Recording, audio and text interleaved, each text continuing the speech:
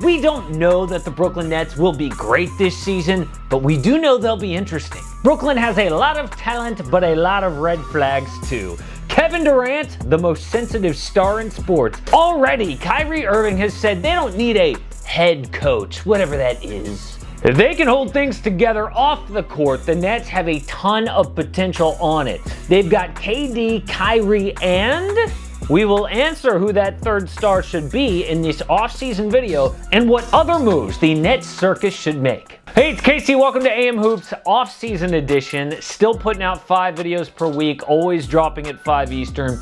Hit subscribe and notification bells for that. But we're looking at the Brooklyn Nets offseason here, and all 30 teams are going to get the offseason treatment. So if the Nets aren't your team or another team you're interested in, check out the offseason playlist linked above.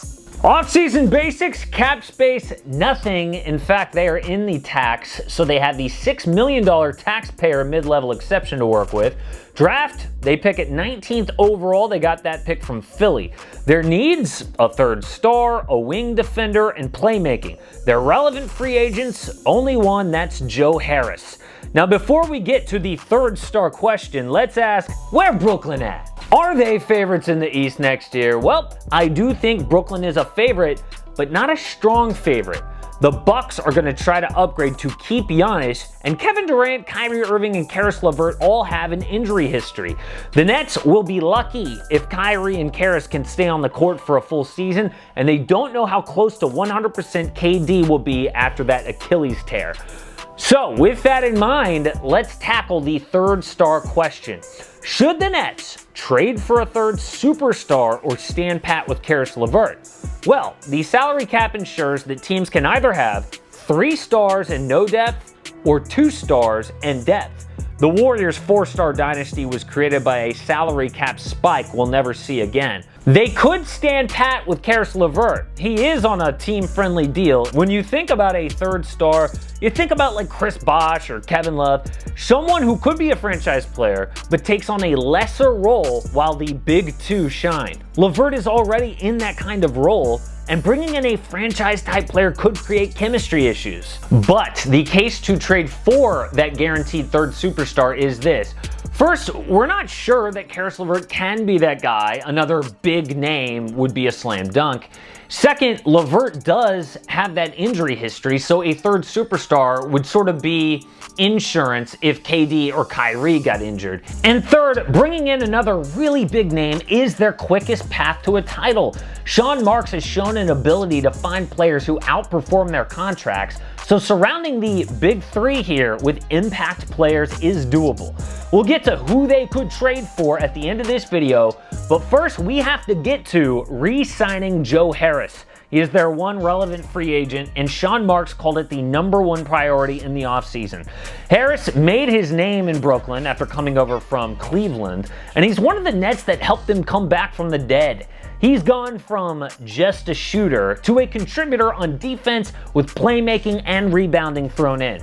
Harris will be on the radar for teams with cap space, but the Nets have his bird rights and they can go over the cap to re-sign him.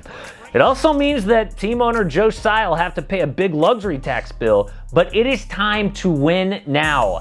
Next up is the draft, and let's make one thing clear. A rookie is basically worthless to a win-now team, especially a guy picked at 19th.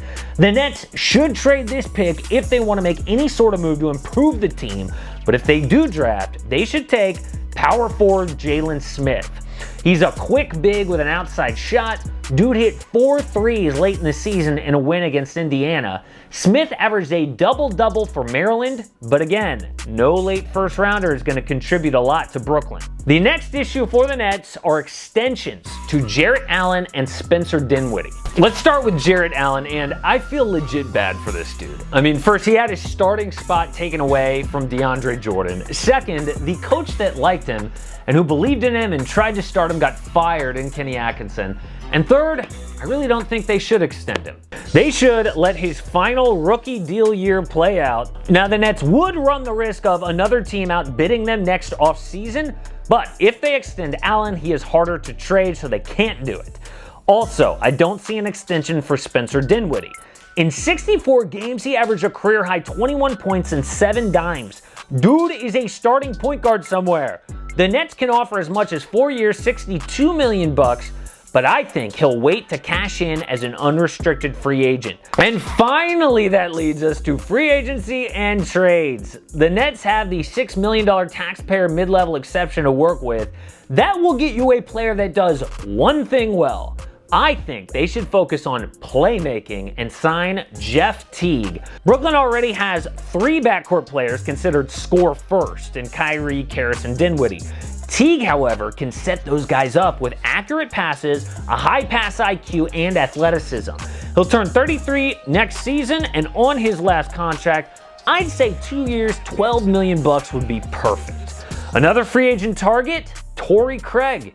He's that wing defender the Nets need we talked about, but he doesn't contribute on offense. That's actually why he's a free agent, but it's not a problem on the offense-heavy Nets. Craig should be the odd man out in Denver because they've got 4 big free agents and they can't afford to pay them all. He would be, though, a great fit in Brooklyn. And finally, the trades. And the only trades we're going to focus on are the big blockbuster names to bring in that guaranteed third star. Personally, I think they should just roll with Caris LeVert with the depth around their big 2, Kyrie and Kevin Durant. But if they don't think Caris LeVert is good enough, I think they should trade LeVert, Taurean Prince, and 3 first-round picks for Bradley Beal. Beal's fit next to Kyrie in the backcourt is obvious, and so is his offensive talent. Adrian Wojnarowski reported it would take a, quote, historic haul to get Beal, and LeVert on a team-friendly contract plus 3 first counts. On the Nets, Beal, Durant, and Kyrie all get touches in Steve Nash's up-tempo offense. The next trade is a 3-team deal with Bradley Beal, LeVert, Jarrett Allen, Garrett Temple, and a first to Minnesota, Karl Anthony Towns to Brooklyn, and James Johnson plus 4 first-round picks to Washington. This guts the Nets, but it adds the most talented young big man in the game. Towns is a ridiculous scorer at every level. He is strong and quick, but he lacks playmaking and defending, so he's not complete. This trade, though, is the Nets swinging for the fences, but hey, they signed KD and Kyrie to win now, and this accomplishes that.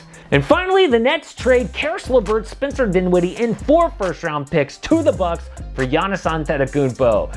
This not only adds the most talented star possible, but it hurts their biggest conference rival. Giannis on the Nets doesn't have to worry about a wall being built in the playoffs or his lack of an outside shot.